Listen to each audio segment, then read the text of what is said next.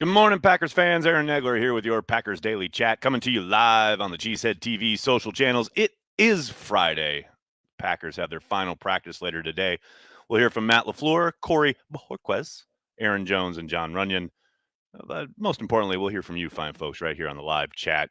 Good to see everybody already mixing it up, getting ready for the weekend. Let's go. Uncultured Barbarian starting us right off with a super chat. Morning, all. Shout out to my old chum, Barry, who I found out yesterday is an avid viewer of the show. Have a good weekend, all Pappies. Well, it's Packers Daily, bring people together. That's what we like to see heading into the weekend. Hope you're doing well, Uncultured. Chris, thanks for the super chat. Can we get the reaction of the mustache from last night's outing? Yeah, as I put on Instagram, I had that realization last night as I was headed out for a first date that I had to explain why the fuck I had a mustache when I had met the lady a couple weeks ago. I did not have said mustache. The mustache was the least of the problems last night. Let's put it that way. I'm not going to say crash and burn, but definitely no connection in the parlance of the times of what are they? That's what they talk about on The Bachelor, right? Just really didn't feel like we had a connection. So back to square one for your humble narrator. Pee Wee Pierre, what's up, man? Hey, Nags. Hey, Pee Wee. How you doing, man? Gary, how are you? Are you impressed as I am by the improvement of our punter, Samuel? I mean, yeah, I keep trying to temper my enthusiasm for the fact that they look like they have a punter, but we've been hurt before around these parts, so I'm trying to withhold excitement a little bit because I just keep waiting for the weather to turn, and that's the big trick, right? Now I know Corey did great work in Buffalo, but you never really know, man. That weather turns, it gets cold, and those 63 yarders turned into 35 yarders with no hang time. I don't know. I doubt that happens, but I got to see it with my own eyes consistently. But I tell you what, early returns, oh, fantastic, fantastic. Pee Wee Pierre, thanks, buddy.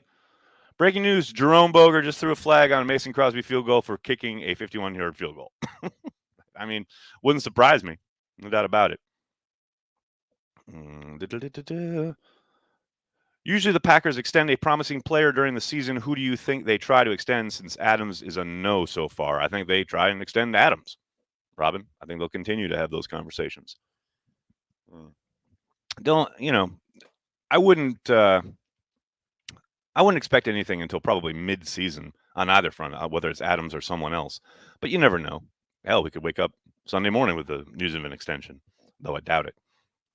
But yeah, I think they'll continue to work on Adams. But if it's not, maybe they get out ahead of Jair. I know Jair's agent was in town during training camp to kick off contract talks, extension talks. So that's certainly one of their priorities. Maybe that happens. Maybe Adrian Amos, but I think Adams will be the focal point for the time being.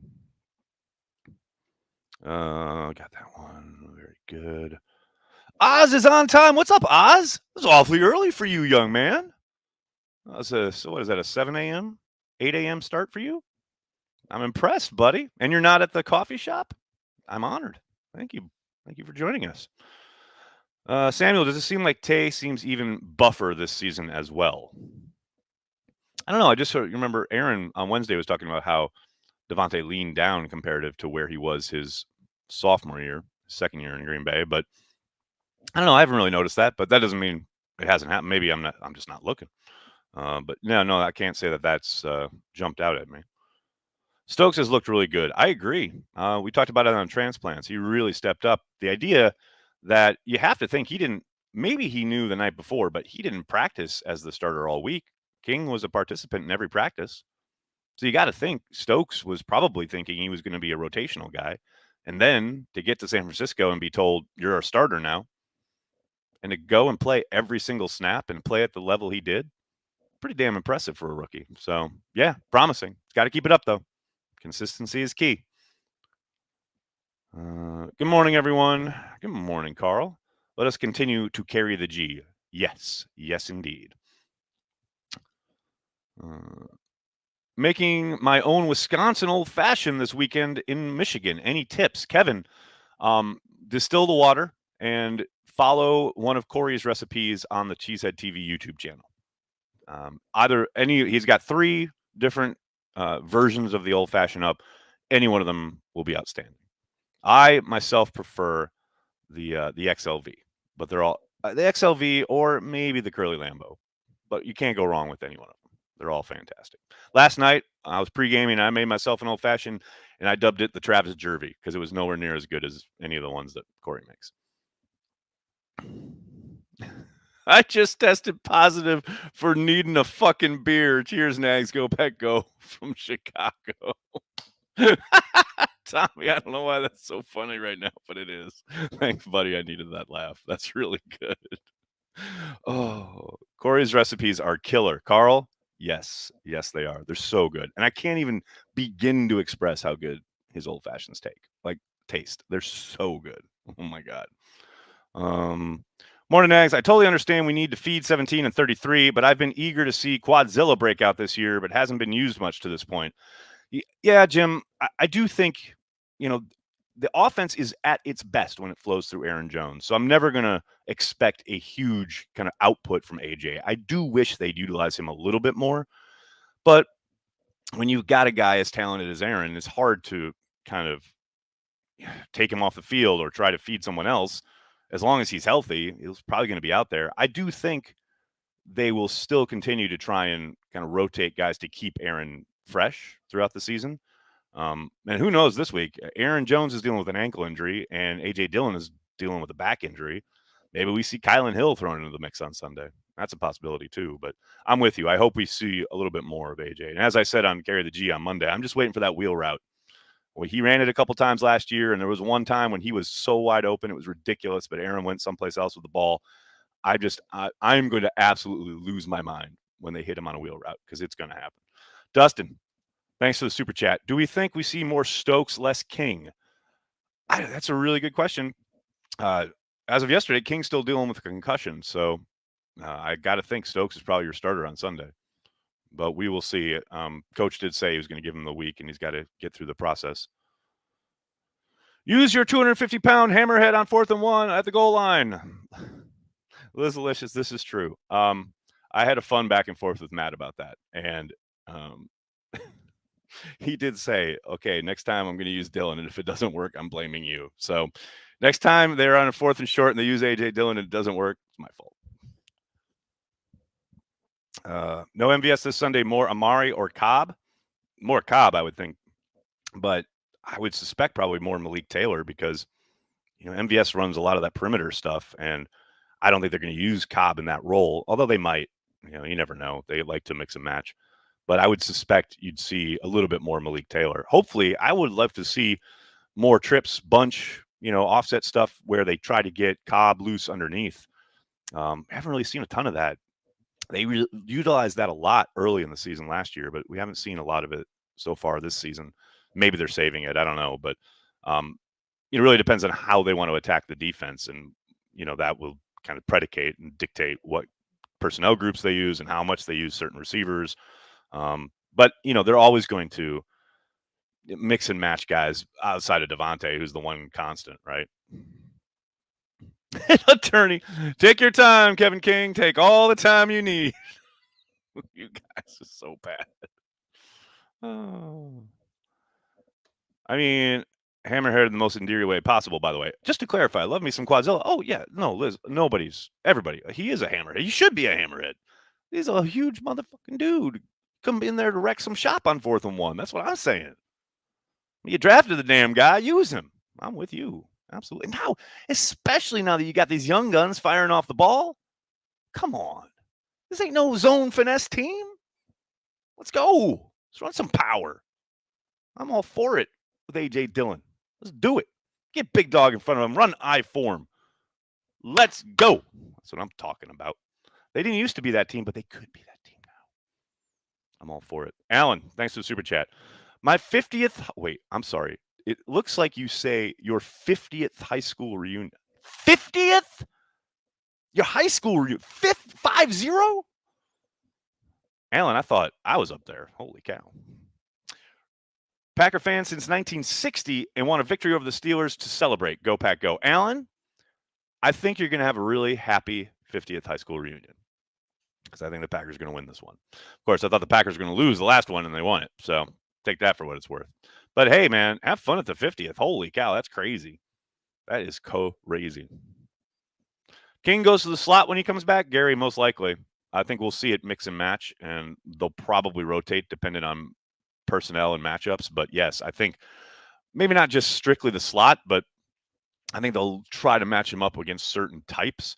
I think maybe you might see him line up against tight ends at times if they face teams that have guys. I thought we might see him against Kittle a little bit on Sunday night, but of course he didn't play. But I do think we saw a little bit of that against Detroit, and I think they'll continue to explore that. I want to see MVS take over a game. Well, Timothy, so do I, but he's got to get his hamstring right first. When opposing defenses defend AJ running the ball, they say, we're going to need a bigger boat. Morning, Brandy. It's good to see you. Do you think that Devondre Campbell can be the long-term solution at inside linebacker?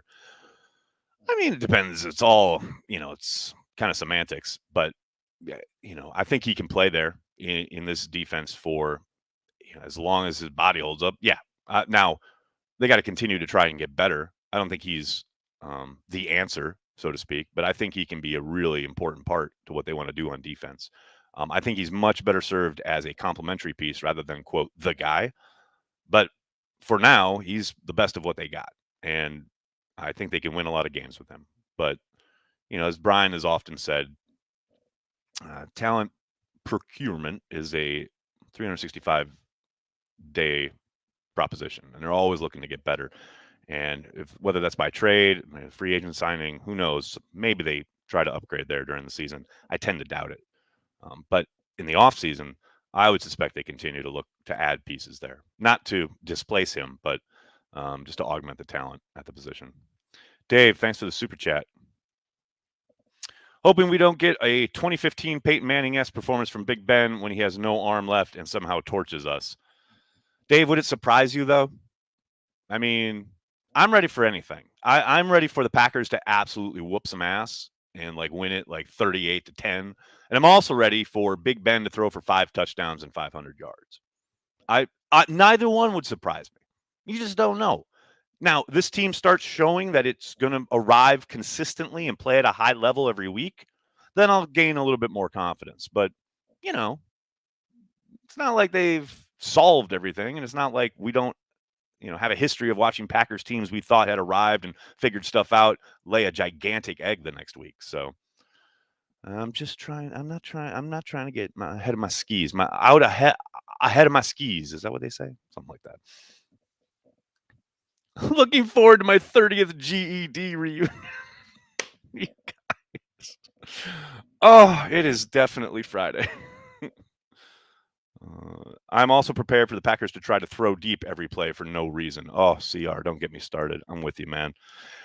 I'm just going to say this. I was going to ask Aaron Rodgers about that on Wednesday, yet for the second week in a row, Aaron didn't take questions from Zoom. I see you, 12. I see you. Got a little busy schedule. Too busy for an extra question or two from Zoom, particularly from someone in New York who might be asking about a certain 3 and out, throwing deep every play. I see you, 12. I see you. Alan, thanks for the super chat. Yes, Snags, 50, but I grew up in the Lombardi era. I was always 15 minutes early. It's all about the legacy. Go, Pack, go. Keep up the great stuff you do. Alan, thank you so much. That is very kind of you. I obviously love that era, and one of my greatest memories in my entire life is the final lunch I had with my grandma on my mom's side, who went her whole life. I talked to my grandpa a lot. He passed away when I was younger, about Lombardi and that era, and he had a ton of great stories, and that's really how I learned about it, that team and that time. But my grandma had never said anything about the Packers, really. She would watch with us sometimes, but never really talked about the Packers or whatever. And then legit, was it my sophomore year in North Carolina? I came home for Christmas, and we went out for lunch. My mom was like, it'd be nice if you could take her out. I was like, yeah, of course. I'm home from school. We went out for lunch, and she told me this story about going to watch the Packers at Hagermeister, before there was a fence. She had never mentioned this story before. And she was like, oh, and they were playing and there were like cows off to the side and people would come and park their cars and you would just watch and they'd pass the hat. She was there for that. It's just crazy. I mean, the history of this team is amazing. I love that you have that connection to it, Alan. And I really do hope you have a great, great time at your 50th reunion. That's awesome. Does Randall Cobb throw a pass this year? Andrew, I hope so. Put me down for yes at some point. Let's do it. I'm all in. Packers need to add a veteran D lineman to shore up the run defense. Dion, do they have to? Not so sure I agree with your police work there. I tend to fall in line with what the Packers are probably going to do, which is play TJ Slayton more and bring in Jack Heflin as he develops. You know, I understand the want and desire to go outside the building, but that's just not how they operate. And look, Slayton played 2 snaps on Sunday night. You know, Heflin hasn't played a down yet. Let's get them on the field first before we start panicking and saying we got to go sign someone. Cobb to Rodgers Philly special. Holy shit, that would be amazing. Let's see. Packers are the greatest team. All the other guys suck, especially the Bears. I mean, I've never heard it put so perfectly. That's awesome. This game has the exact DNA of a throw fest. Steelers front seven will do a decent job on the run early. I agree. This is a game where it's going to be really tough between the tackles. That doesn't mean you don't run there, you can't, but they are very stout in the middle. And I suspect Matt will try to get Aaron Jones on the edge, dependent on if he's good to go with the ankle. But yeah, throw fest is what I see as well because the Steelers can't run the ball at all either. I mean, I know Packers fans, our run defense, blah, blah, blah, but I don't suspect that the Steelers will get much going. I think Harris is a really talented back. They're a rookie running back, but they can't block anyone to save their life up front. Where he does concern me is, you know, you're talking about throw fest. I think they'll try to get him in space because he's a really good pass catcher and a great athlete. And the best way to utilize him against the Packers is get him out in space. You know, get him on an option route, get him a slip screen, get him the ball on the perimeter or over the middle and let him go to work. And I think that scares the shit out of me as a Packers fan because I do think he will make hay in the passing game. The run, I just don't see much happening there on either side. This O-line looks really good this year. Pee-wee, I agree. And what's crazy is think about the fact that they have the play Sunday night was exemplary, and that was without David Bakhtiari and Elton Jenkins. What? Say who? Crazy. Just so much depth. It's nuts. Theron, thanks for the super chat. Is Justin Fields being thrown to the Wolves over in Chicago, or is he just not the guy? Just your thoughts. Oh, it's way too early to talk about is he not the guy. Way too early. I think he's got a ton of talent. And, you know, there are two schools of thought, right? Like being thrown to the Wolves, so to speak. Well, Peyton Manning was thrown to the Wolves his rookie year and threw a ton of interceptions and looked overmatched, but you saw the talent. I think Fields needs a lot more help from his play caller, especially realizing that they just don't have an offensive line. Got to run the ball, even if you're not making hay in the running game. You got to stick with it. I mean, you saw the same thing from Philadelphia on Sunday night or was it Monday night against the Cowboys? They had 2 rushes from running backs in that game. And that's a recipe for absolutely putting your young quarterback in the worst position possible. I think Nagy's guilty of it as well. Yeah, no, I think it's way too early. I do think Fields has the potential to be the guy, but I'm going to look forward to Nagy and the Bears fucking ruining him. I'm all for it. Ruin the guy. You're the fucking Bears. That's what you do. You have no idea what you're doing when it comes to the quarterback position. You've seen that. I mean, that's the history of your organization. So by all means, go ahead and ruin him. But I will say it is funny to, watch Fields running for his life and getting hit and getting clobbered and not know how to adjust protections before a play, blah, blah, blah. And it's like everyone's howling and certain sections of Packers fandom are like, oh, Jordan Love. Yeah, Jordan Love is sitting and learning. And you watched as he, did those things pre-snap this preseason, because he's learned and he's learning. He's not being thrown to the wolves. The best time to find a quarterback is when you don't need one. Well, The Bears needed a quarterback, and they got one, and now they have a terrible situation for him. Have fun. But yes, it's way, way, way, way too early. I mean, maybe Nagy gets fired and they bring someone in who does a much better job of bringing him along. That's entirely possible, unfortunately. Sarthak. That sounds like something out of Foundation. Thanks for the super chat. Running low on toilet paper, but no problem. I'll be wiping my butt with a terrible towel this weekend. Love from India. That's fantastic. I mean, those terrible towels, remember when they were a thing? And I do expect to see lots of Steelers fans in the crowd in Lambeau on Sunday. They always travel well, no matter how their team is playing.